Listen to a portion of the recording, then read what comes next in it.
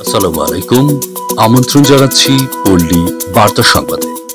সরিষাবাড়ীতে অগ্নিসন্ত্রাস নৈরাজ্যের বিরুদ্ধে বৈষম্য বিরোধী ছাত্র সংগঠনের রাজশাহী বিশ্ববিদ্যালয়ের শিক্ষার্থী সুপ্রভা বিনতে রফি এর নেতৃত্বে এক বিশাল মিছিল ও সমাবেশ অনুষ্ঠিত হয়েছে।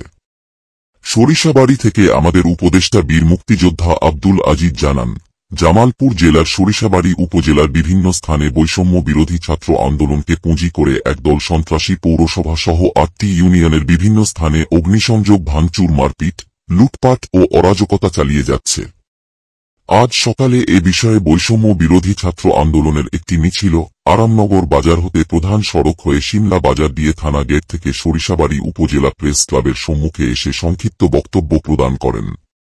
এ সময় রাজশাহী বিশ্ববিদ্যালয়ের শিক্ষার্থী সুপ্রভা বিনতে রফি তার বক্তব্যে সকলকে কোন প্রকার সন্ত্রাসী কার্যক্রম থেকে বিরত থাকার আহ্বান জানান।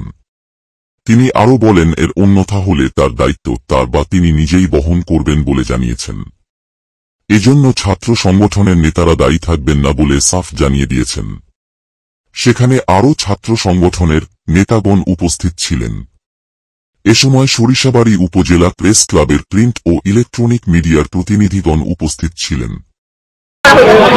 আমরা হচ্ছে সাধারণ শিক্ষার্থী, আমাদের সাথে কোনো রকম ট্যাগ নেই, শিবিরের ট্যাগ নেই, ছাত্র দলের ট্যাগ নেই, কোনো ধরনের লিগের ট্যাগ নেই। আমরা শুধুমাত্র শিক্ষার্থী, সাধারণ শিক্ষার্থী। আমরা অন্যায়ের বিরুদ্ধে এখানে এসেছি শুধুমাত্র আমাদের পক্ষে কথা বলতে। আমরা কোনো ধরনের সাম্প্রদায়িকতা মানছি না, আমরা কোনো ধরনের লুটপাট, আমরা কোনো ধরনের অন্যায়কে প্রশ্রয় দিচ্ছি না। আমরা সেই জন্য আজকে আন্দোলন করছি। আমরা আগেও শান্তিপূর্ণভাবে আন্দোলন করেছি। আমরা সরিষাবাড়ির মানুষ, আমি বাকিদের কথা জানি না, তবে আমরা সরিষাবাড়ির মানুষ। আমরা কোনো উগ্রবাদীদের সাথে জড়িত ছিলাম না, সেটা আপনারা ভালো করেই জানেন। আমরা সবসময় ফ্যাসিবাদের বিরুদ্ধে ছিলাম, এখনো ফ্যাসিবাদের বিরুদ্ধে অংশগ্রহণ করছি। আমরা জয় ফ্যাসিবাদের বিরুদ্ধে থেকে অংশগ্রহণ করে পেয়েছিলাম। আমরা আশা করছি এভাবেও আমরা আমাদের অংশগ্রহণের মাধ্যমে জয় ছিনিয়ে আনবো ইনশাআল্লাহ।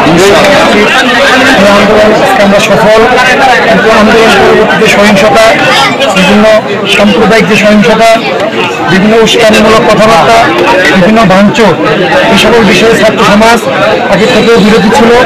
এখনো এই সকল সহিংসতার বিরুদ্ধে আপনারা সাংবাদিক ভাইরা এই আন্দোলন সফল করার জন্য অনেকে আপনার জীবন দিয়েছেন, অনেকে আহত হয়েছেন এবং সাংবাদিকদের সহযোগিতা ছাড়া আজকের এই গণতান্ত্রিক আন্দোলন সফল হবে না।